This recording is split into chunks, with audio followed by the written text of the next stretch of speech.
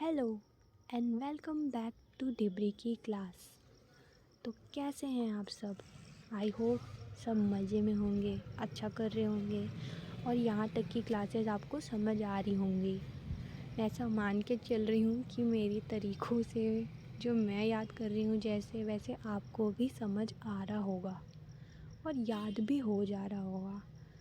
तो आगे बढ़ते हैं और आज का पार्ट स्टार्ट करते हैं। Let's see. कल हमने देखा था बाउंड्रीज़ ऑफ इंडिया और हमारा ये वाला पार्ट बचा हुआ था क्योंकि हमने सिर्फ इसकी रीडिंग की थी और ये मैंने बोला था ये थोड़ा टाइम टेकिंग है, तो इसीलिए हम इसको आज कवर करने जा रहे हैं।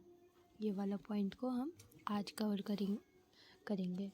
तो हम देखते हैं पहले कि इसमें हमको देखना क्या क्या है।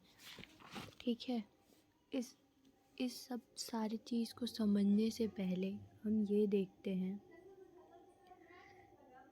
कि ये जो टाइम मैंने बोला ना 68 डिग्री 7 मिनट, 97 डिग्री 5 मिनट, तो ये मिनट क्या है और कैसे कैलकुलेट होता है। ठीक है, तो सबसे पहले हम देखते हैं ये हमारा हो गया ग्लोब, है ना। ग्लोब में आप 180 डिग्री मतलब ये 0 डिग्री हुआ ना, ये देखो ये आपका जो इट इज़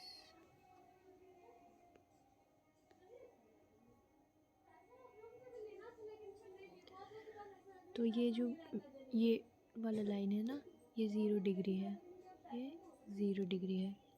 ठीक है, उसके बाद आप इधर बढ़ते जाओगे तो ये टोटल जाएगा यहाँ 180 डिग्री तक, 180 डिग्री तक ये जाएगा।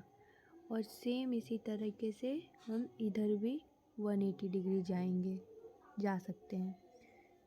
ठीक है, 180 डिग्री यहाँ तक के बात समझ में आ रहा है। क्योंकि ये ग्लोब है ना, ये टोटल मतलब एक सर्कल का कितना होता है एरिया, 360 डिग्री होता है। 360, इसको इरेज करो। टोटल एरिया होता है सर्कल का 360 डिग्री। ये 360 टाइप दिख रहा है ना, तो 180 प्लस 180, 180 प्लस 180 कितना हो जाएगा 360। मतलब एक डिग्री आप इधर बढ़ते जाओ, 1 डिग्री यहाँ, फिर 1 डिग्री यहाँ, तो ऐसे करते करते आप टोटल जब घूमोगे तो ये कितना इधर घूमेगा 180 डिग्री तक। और इधर 1 डिग्री जाओगे, फिर इधर 1 डिग्री जाओगे, फिर इधर 1 डिग्री जाओगे, टोटल कितनी डिग्री जाओगे 180 डिग्री। तो घूम के आप वापस से इसी में आओगे 0 डिग्री में। ठीक है, इतनी बातें समझ में आई। ठीक है ना, तो अपने को ये यहाँ तक के अगर कॉन्सेप्ट क्लियर होगा तो आगे का और भी आराम से समझ में आएगा। ठीक है, तो जब हम 0 डिग्री से यानी यहाँ से 0 डिग्री से 1 डिग्री यानी कि यहाँ तक जाते हैं, ये मैं दिखाने के लिए आपको, एक मिनट, ये मैं आपको दिखाने के लिए बना के रखी हूँ ना। ऐसे टोटल 180 लाइन्स होंगी क्योंकि अपने को 180 डिग्री तक जाना है। ये कितना है 1 डिग्री। तो जब हम 0 से 1 डिग्री की ओर जाएंगे, 1 डिग्री की ओर जाएंगे तो +4 मिनट ऐड होंगे, +4 मिनट जो है टाइम जोन में ऐड हो जाएगा।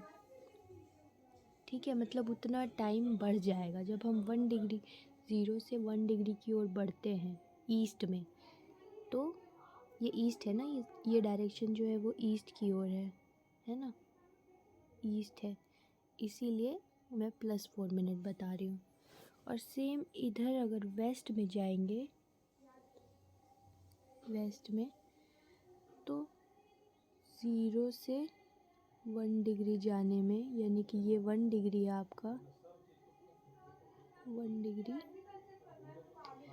तो 0 से 1 डिग्री जाने में 4 मिनट्स घट जाएंगे, 4 मिनट माइनस हो जाएगा।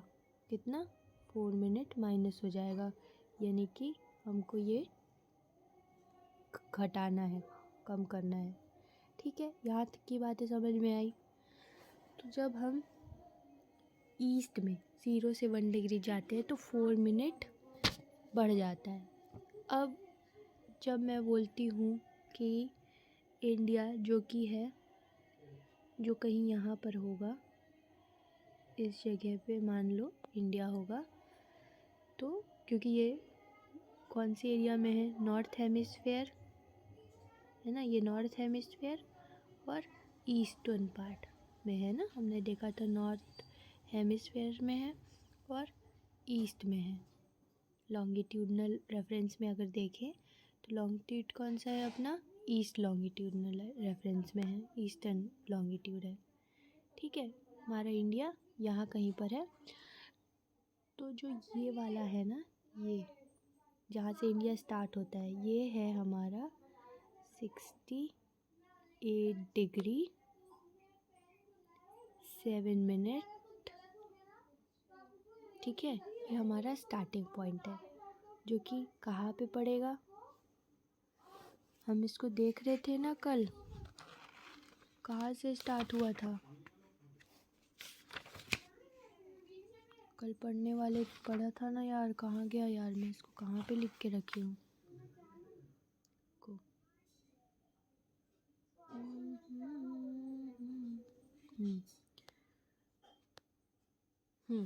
इंदिरा पॉइंट से, सॉरी गौहर माटा से, मोटी से, गौहर मोटी, जो कि वेस्टर्न मोस्ट पॉइंट है, कहाँ पे, कच्छ गुजरात में। 68 कहाँ चल गया यार, गौहर मोटी यानी कि 68 डिग्री एंड 7 मिनट्स। अब आप इसको लोकेशन को यहाँ पे देखो, 68 डिग्री 7 मिनट, यहाँ कहीं पे गौहर माटा पॉइंट होगा, इस जगह में जहाँ का इंडिया का स्टार्टिंग पॉइंट है ना, जो ये यहाँ पे गौहर माटा पॉइंट होगा, जहाँ से इंडिया स्टार्ट हो रहा है वेस्टर्न मोस्ट में, जो कि है कच्छ में। तो वो कितना है, 68 degree and 7 minute, 68 degree and 7 minute. अभी 7 मिनट कैसे ऐड हुआ, समझ में आया, हर 1 डिग्री बढ़ने पे हमारा 4 मिनट ऐड होता है, तो ये उसका लोकेशन है 68 डिग्री एंड 7 मिनट। अब इसी बात पे हम देखते हैं कि जो इंटरनेशनल स्टैंडर्ड टाइम है, द लाइन एट बिटवीन और एट ज़ीरो, ये जो 0 डिग्री वाला लाइन है ना, ये इसी लाइन को हम इंटरनेशनल स्टैंडर्ड टाइम बोलते हैं। क्या कहते हैं, इंटरनेशनल स्टैंडर्ड टाइम। कौन सी लाइन को, इस वाली लाइन को, इंटरनेशनल स्टैंडर्ड टाइम। ये जो 0 डिग्री है इसी को बोलते हैं। Also referred as Greenwich mean time, GMT। इसको GMT भी बोलते हैं, क्या, GMT। और ऐसा हम क्यों बोलते हैं, क्योंकि ब्रिटेन में एक प्लेस है जहाँ से ये 0 डिग्री लाइन क्रॉस करती है। ये जो क्रॉस कर रही है ना 0 डिग्री लाइन, ये ब्रिटेन में, मतलब ये ब्रिटेन से होके गुज़रती है। ये 0 डिग्री लाइन यहाँ से लेके यहाँ तक जो है वो, मेरा लाइन स्ट्रेट नहीं है, मैं इसमें ड्रॉ कर रही हूँ इसलिए इसमें स्ट्रेट नहीं है, बट आपको समझ में आ रहा होगा मैं किस लाइन की बात कर रही हूँ। ये जो ब्लैक वाली लाइन है उसकी बात कर रही हूँ। तो ये जो ब्लैक वाली लाइन है, अपने को इसी में कंसंट्रेट करना है। ये ग्रीनविच एक शहर है ब्रिटेन का, एक प्लेस है जहाँ से ये 0 डिग्री लाइन क्रॉस करती है, तो उसी के नाम पे हम इसको GMT भी बोलते हैं, ग्रीनविच मीन टाइम और GMT, और इंटरनेशनल स्टैंडर्ड टाइम, ये दोनों नाम हैं। ठीक है, और मैंने कल ही बताया था ये सारी जो है लाइंस, ये एक इमेजनरी लाइंस है। क्या है, इमेजनरी लाइंस है ना। तो इमेजनरी लाइंस होने के कारण, मतलब ऐसा कोई ड्रॉ नहीं है, तो ये 0 डिग्री से लेके जो हमारा इंडिया का टाइम है ना, जो इंडिया का हम मीन टाइम निकालेंगे, मतलब एक टाइम होना चाहिए ना, यहाँ से लेके इंडिया पहुँचने तक हमारा जो टाइम है वो 5.5 घंटे आगे चलता है। 5.5 घंटे। अब पूछोगे कैसे? क्योंकि अपने को अब हम इसमें से निकालेंगे एवरेज वैल्यू। कैसे निकालेंगे हम देखते हैं, ठीक है ना। ये हमारा ये 0 डिग्री है। 0 डिग्री से अपने को जाना है इंडिया। तो इंडिया का जो वेस्ट मोस्ट है वो था 68 डिग्री और 7 मिनट्स, ठीक है। और जो ईस्ट में है, मतलब जहाँ इंडिया ख़त्म होता है, कीबिथू जगह होगी मेरे अंदाज से। वो पॉइंट होना चाहिए कीबिथू। हाँ, कीबिथू, जो कि है 97 डिग्री और 5 मिनट्स में। तो ये 97 लिख लो पहले इसको, 97 डिग्री 5 मिनट्स में है। ये अपना मतलब टोटल इंडिया का जो एरिया है, कहाँ से वेस्ट से ईस्ट तक का, वो है पूरा एरिया हमारा, ठीक है। अब अपने को देखना है,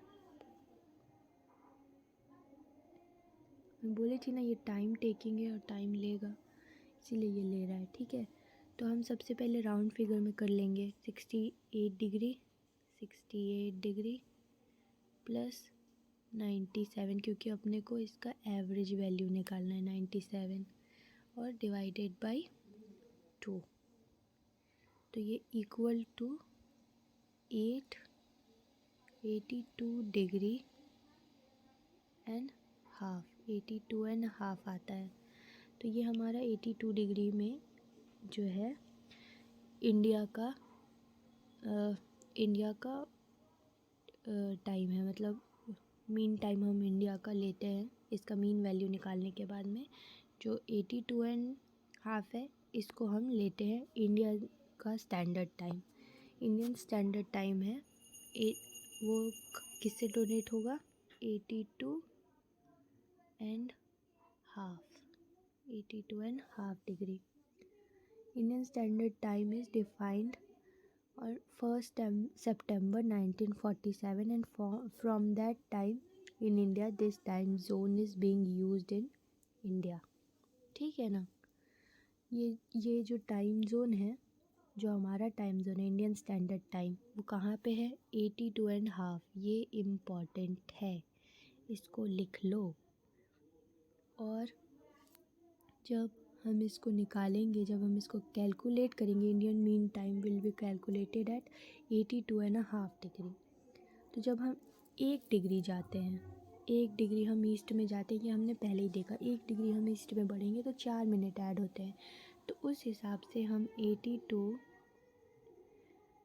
1/2 में 4 का मल्टीप्लिकेशन करेंगे, तो हमारा मीन टाइम जो निकलेगा वो अराउंड 330 मिनट्स आएगा। 330 मिनट्स।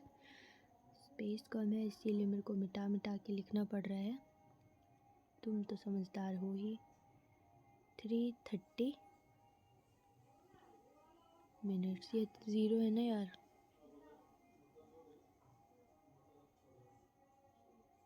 थ्री थर्टी मिनट्स ये हमारा मीन टाइम है। मतलब हमारा समय, मतलब 330 मिनट्स और ऐड हो जाएंगे।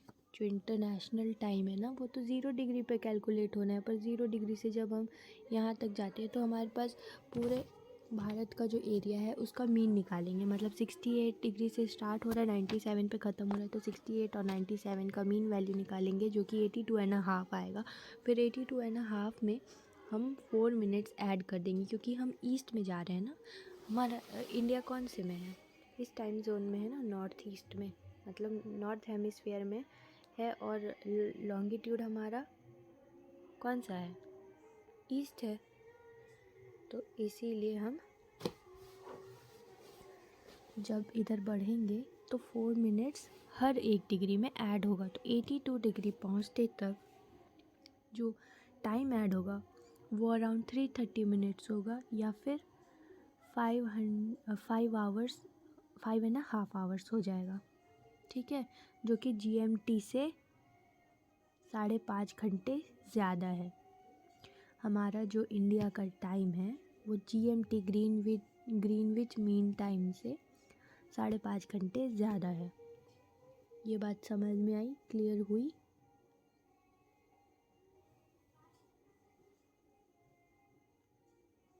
अब इसमें हमको क्या देखना था, एक चीज़, ये कब लागू हुआ था? 1 सितंबर 1947 में, है ना।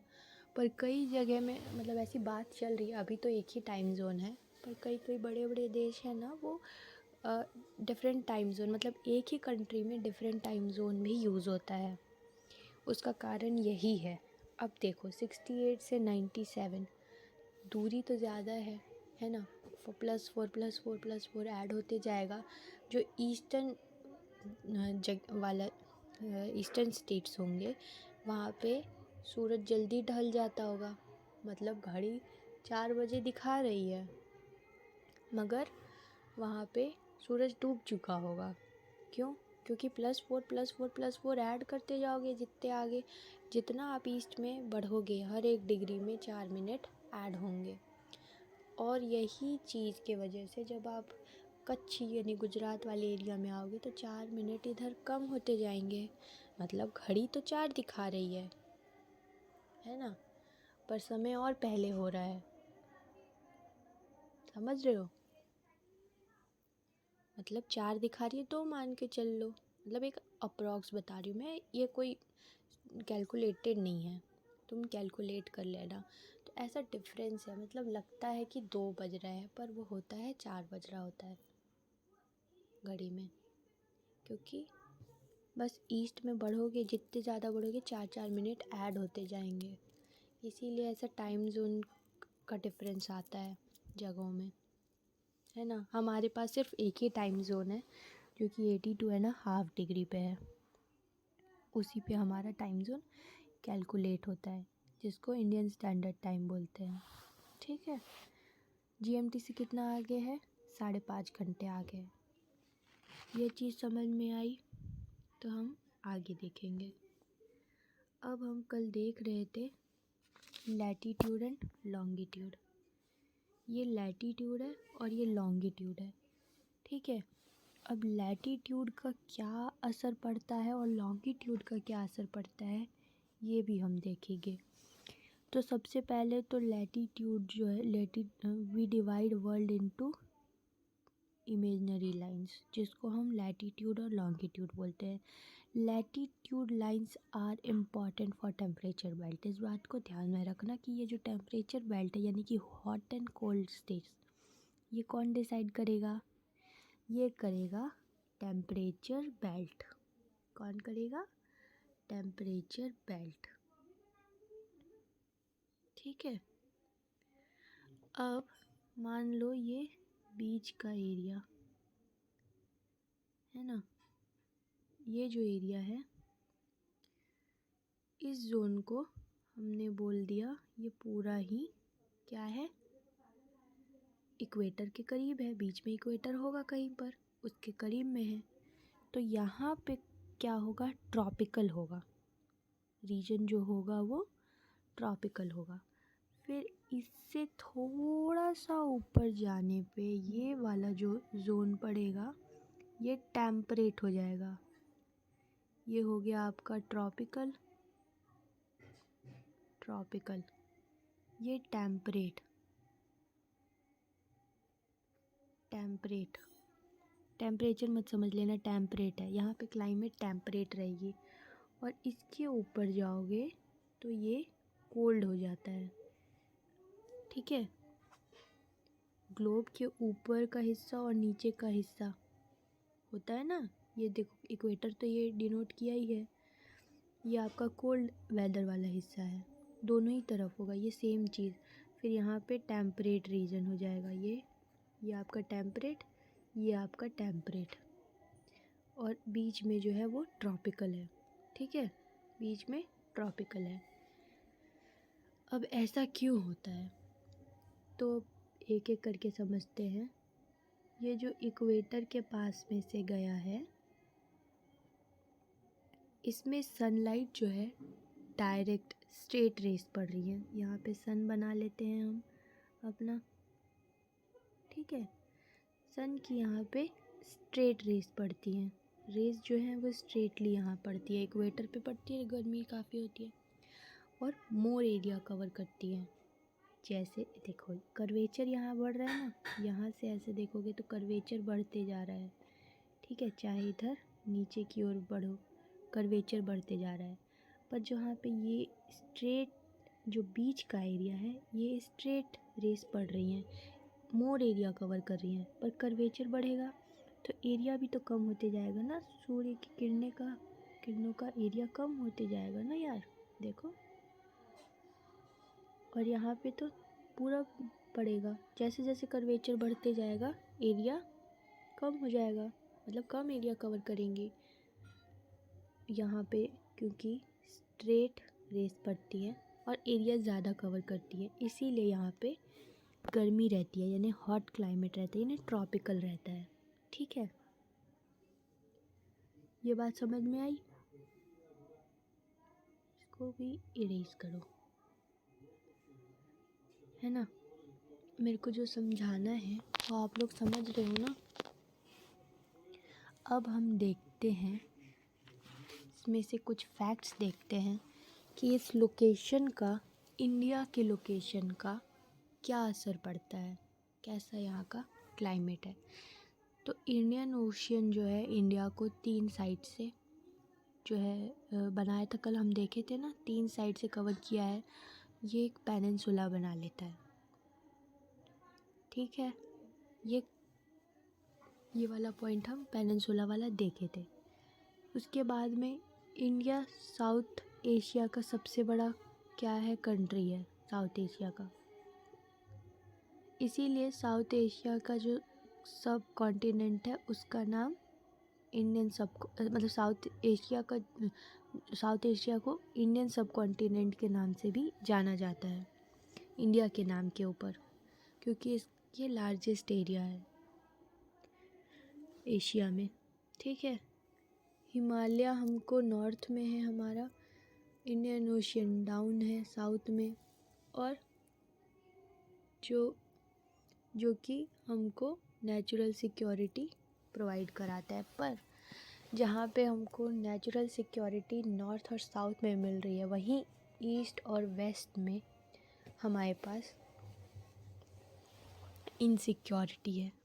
North south gives us natural security whereas east and west making us insecure of narco terror. अब ये कैसे है ये भी हम समझते हैं। तो जब हम मैप देखते हैं ना, ले आओ मैप, हाँ ये बड़े वाला मैप में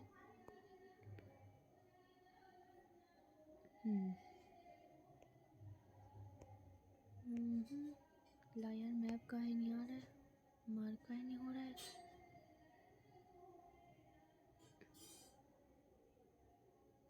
पेन आ गया। यहाँ पे पाकिस्तान है, ये तो हम देख रहे हैं, पर मैं एक्सप्लेन करने के लिए बता रही हूँ कि इधर पाकिस्तान है, इधर अफ़गानिस्तान ऊपर में है, ये है ना लगा हुआ, और यहीं पर ईरान भी है। तो ये तीनों जो है वो मिल के कुछ अर्धचंद्राकर बनाते हैं, जिसको गोल्डन क्रीसेंट बोलते हैं, ठीक है। गोल्डन क्रीसेंट बोलते हैं, ये अर्धचंद्राकर शेप के हैं। सेम यहाँ पे म्यांमार, थाईलैंड और लाओस ये तीनों मिलके एक गोल्डन ट्रायंगल बनाते हैं। और मैंने बोला जैसे कि नॉर्थ में हमारा हिमालय हमको सेव करता है और साउथ में ओशियन, पर ईस्ट और वेस्ट में इन दोनों की वजह से हम अनसेफ हैं। क्यों? तो हम देख रहे थे कि गोल्डन क्रीसेंट और गोल्डन ट्रायंगल ये टुगेदर, मतलब ये साथ में मिल के जो है ना, ये ड्रग्स का हब बनाता है, centre of drug producing country है ये। यही इसी कारण टेरर फंडिंग बढ़ रही है, terror funding increasing. Narco terror funding, narco terror हो रहा है, ड्रग्स का हो रहा है और नशा बढ़ रहा है। क्यों? क्योंकि ये जो है सेंटर ऑफ ड्रग्स है, सेंटर ऑफ ड्रग्स, ठीक है। इसी के कारण हमारे ऊपर इफ़ेक्ट पड़ रहा है। हम अब दोनों तरफ से घिरे हुए हैं ना, ईस्ट में इधर गोल्डन ट्रायंगल, वेस्ट में इधर क्रीसेंट। इस वजह से हमारा जो है बढ़ते जा रहे हैं, ड्रग्स और नार्को टेररिज्म हमारे यहाँ बढ़ रहा है। ये लोकेशन का हमारा ड्रॉबैक है ईस्ट और वेस्ट में। इसीलिए ईस्ट और वेस्ट हमको इनसिक्योर बना रहा है नार्को टेरर से, और वहीं दूसरी ओर नॉर्थ और साउथ में हम सिक्योर हैं। क्यों? हिमालय और नदी बोल रही हूँ, महासागर की वजह से। ठीक है, ये पॉइंट क्लियर हुआ। केप कमोरे जो है इंडिया का एंड पॉइंट है साउथ में। केप कमोरे इंडियन मेनलैंड का साउथर्न मोस्ट पॉइंट है। Indira point in great Nicobar जो है उसमें जो इंदिरा पॉइंट है वो एंड पॉइंट है साउथ, वो भी साउथ मोस्ट एंड पॉइंट है। लेकिन जब मेनलैंड में पूछेगा तो अपने को केप कमोरे बताना है, और अगर सिर्फ साउथ पॉइंट पूछेगा तब आंसर क्या होगा? South most. सिर्फ साउथ मोस्ट पूछेगा तो इंदिरा पॉइंट है, लेकिन अगर मेन लैंड में पूछेगा तो मेन लैंड में केप कमोरे है, जो कि कहाँ है? South most point and point है इंडिया का केप कमोरे। ठीक है, कि भी तो अरुणाचल प्रदेश में है ईस्टर्न मोस्ट पॉइंट। कोरमोटा जो है कच्छ गुजरात में वेस्ट मोस्ट पॉइंट है, और नॉर्थ में जो है वो है इंदिरा पास या इंदिरा कॉल, जो कि काराकोरम माउंटेन में है। कहाँ? काराकोरम माउंटेन में। ठीक है, अब हमारा क्या होता है ना, नॉर्थ में हमारे पास हिमालय है ना, ऊपर में हम हिमालय, हमारा यहाँ पे हिमालय है ऊपर में। ये मतलब ये स्क्रीन ऊपर में आज जा नहीं रहा है, रुको मैं एक बार ट्राई करती हूँ।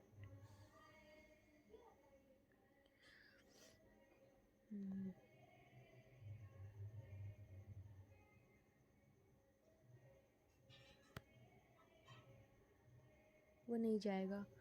तो हिमालय हमारा ऊपर में, मतलब समझ रहे हो ना, मैप दिमाग में होगा। तो हिमालय ऊपर में है, जिसके वजह से जो कोल्ड विंड्स हैं वो रुक जाती हैं, वो रोक देता है कोल्ड विंड। मतलब जिस जैसे कि हमारा यहाँ पे होना चाहिए था जितना ठंडी, ये हमारा उतना ठंडा प्रदेश नहीं होता है। ये भी सब ट्रॉपिकल हो जाता है, टेम्परेट नहीं होगा लेकिन सब ट्रॉपिकल हो जाता है। ठीक है, क्यों? होना तो ये टेम्परेट चाहिए, पर ये टेम्परेट ना होके सब ट्रॉपिकल हो जाते हैं, क्योंकि जो ठंडी हवाएं नॉर्थ मतलब ऊपर से आनी चाहिए, वो हवाओं को हिमालय हमारा रोक दे रहा है। तो बहुत ही अच्छा एक इफ़ेक्ट अपने को देखने को यहाँ पे हिमालय का मिलता है। ठीक है,